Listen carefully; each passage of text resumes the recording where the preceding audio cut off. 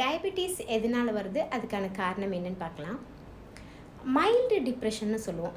அதாவது ஒரு சின்ன கவலை நமக்குள்ளே இருந்துக்கிட்டே இருக்கிறது. சின்ன வயசுலேருந்து ஒரு 30 வருஷமாவது நீங்கள் அப்படியே வாழ்ந்து பழகியிருப்பீங்க. மினிமம் 20 வருஷம்.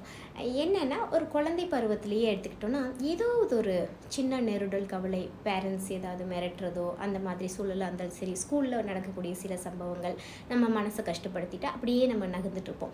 ஒரு டீனேஜ் ஆகும்போது ஃப்ரெண்ட்ஸ் என்ன சொல்கிறாங்க, அவங்க சொல்கிற கருத்து உங்களுக்கு பிடிக்கல, ஏன் அப்படி நடக்குது, அதே மனசுக்குள்ளே ஓட விட்டு அப்படியே கவலையிலேயே இருக்கிறது. ஒரு காலேஜ் போகும்போதும் நம்ம ஃபேமிலி ஏன் இப்படி இருக்குது, அவங்க ஃபேமிலி ஏன் அப்படி இருக்காங்க, இந்த மாதிரி எக்ஸாம்பிளுக்கு. ஸோ இந்த மாதிரி ஒரு கவலை உங்களுக்குள்ளே இருந்துக்கிட்டே இருக்கிறது.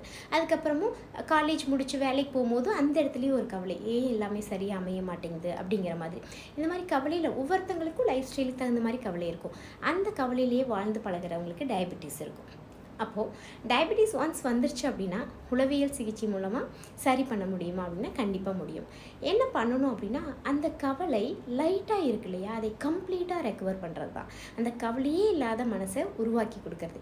இப்போ என்னோட வந்திருக்க நிறைய கிளைண்ட்ஸ் பார்த்திங்கன்னா டயபெட்டிஸ்லேருந்து கம்ப்ளீட்டாக ரெக்கவர் ஆகியிருக்காங்க.